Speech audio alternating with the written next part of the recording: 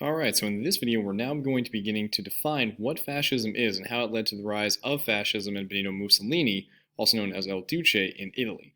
And so we may allude to some things within Hitler and the Nazi Party, but we're going to focus on that one for the final video of the chapter. So our definition of fascism, this comes from a variety of different sources, including our version of the textbook, is that we define fascism as to be based around hyperassociation of race, ethnicity, or nation-state status and nationalism, and using that identity that emphasizes the rule of the state or state authority through the use of things such as militarism and ethnocentrism, and using it, as an idea to kind of stamp out and say we are the best race or we are the best ethnicity, and believing we are better than others. So using racial bias, superiority, racial, politics, and identity to essentially create a, nation state that is based around, again, this hyper focus on the idea of race and nation to build up the country itself.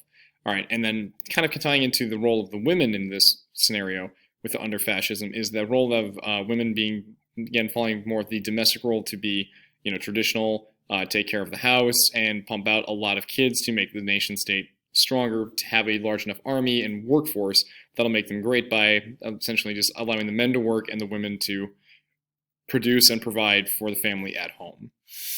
All right, and so, in the result of following with World War I, fascism rises as a result of complications that arise in the peace process of the war, from the economic issues to the social problems that are following in the war and into and beyond, or leading up to and then into and then beyond the Great Depression, and also kind of a response to the rise of communist and socialist movements that kind of respond to it. And so when you hear the word fascism, and you tie it into the idea of what we call the National Socialist group within Nazi Germany, the idea is that the government actually does control many facets of the economy and of society.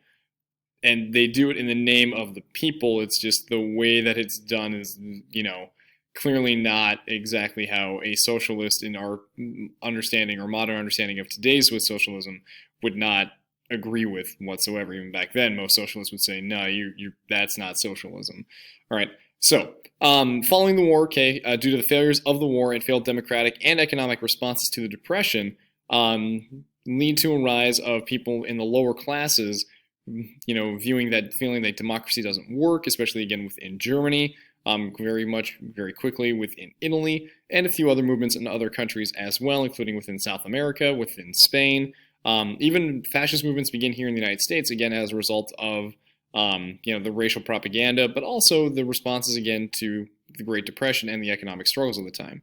And so at the same time, you have many of the social classes, including soldiers, who are feeling more alienated as a result of the war ending, and feeling like socialist movements and communism is going to take over and overrun the traditional way of life. So thus, they are also attracted to fascism from a different perspective, different point of view than those in the lower class in response to the economic and social issues that they're facing.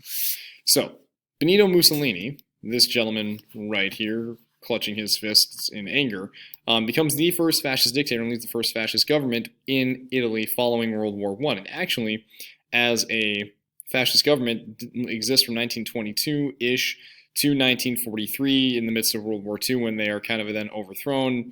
Mussolini sort of rules sort of in northern Italy in exile, but it's more like Nazi rule, where he has very little power at that point. But essentially responding to the economic and political crisis that occurred in Italy following World War I, Italy initially siding with Germany and Austria-Hungary, then immediately switched sides to essentially grab territory from Austria-Hungary, and they didn't really do that. The war was much of a disaster for Italy, and in the resulting of the Treaty of Versailles and resulting peace treaties, Italy doesn't really get anything that they wanted, and thus there's a lot of turmoil, a lot of angst and anger, including Mussolini, who, while himself not a soldier, writes and presses forward that says, Italy was robbed. We deserve greater glory than what we got out of World War I. All we fought for was not achieved, and thus we need to go back on the conquering path.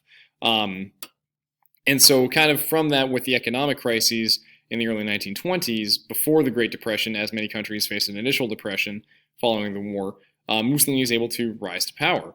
And as a result of kind of his black shirts, this group right here leading these young little lads, black shirts being, the adults in the group, essentially, he directs them to sort of begin this civil war that fights off against other groups, including those supporting of communist movements, other socialist movements, the democratic government that exists within Italy.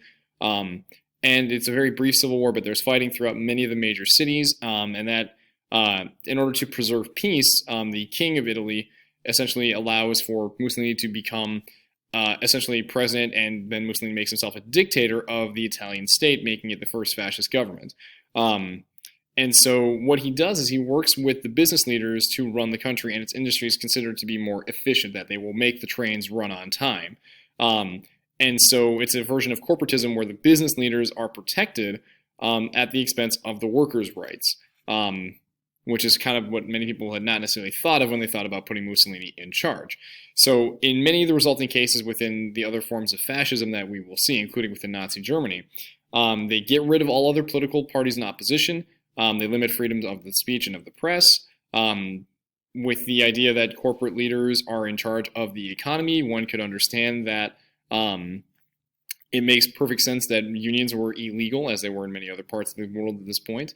And actually, in many cases, like where they were getting more traction, here they are, again, repressed. And so they decided, that any labor issues are going to be decided by, sort of a corporate shadow organization that are like, oh, we'll do this through arbitration quietly behind closed doors. But again, that's to make the business leaders happy and not the workers happy. To offset and to prevent the Catholic Church and the Pope from really stepping or interfering, Mussolini says, we are still a Catholic country with Catholic traditions, and we're going to honor those traditions. And that's going to be kind of our connection to getting the backing, or at least the lip service, of the Catholic Church and the papacy. And so the ultimate goal for Mussolini is to build an Italian empire, sort of a la what Rome used to be throughout the Mediterranean, and to go beyond what they were trying to fight for in World War I. And also going back on areas that they had failed to conquer previously, including Ethiopia. Now, in terms, the book does mention a very little bit about Mussolini and the Jews of Italy. So Italian fascism was, obviously talking about Italian superiority, but there wasn't any real outright anti-Semitism that existed under Mussolini's fascist party until they essentially sided with Hitler in late 1938.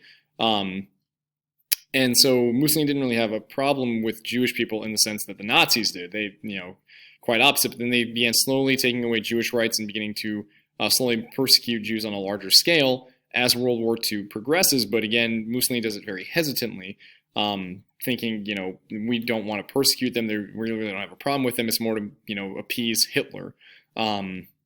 So the events of the Holocaust, while they do affect Italian Jews, it's not going to be to the same extent that it obviously affects other parts of Europe.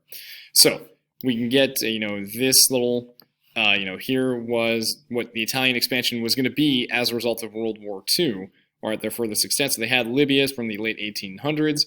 You have Eritrea. You have Djibouti in there as well. And then they add in, well, maybe not Eritrea. Eritrea up there. Sorry, I might be mistaking some places on the map, and I apologize if I am. But they do, in fact, take over Ethiopia in the 1930s, kind of a, we'll show you, you defeated us 30 years ago, and that was humiliating, so now we're going to, embarrass you back. So you can kind of see, here's Mussolini. So he actually started the Heil Hitler,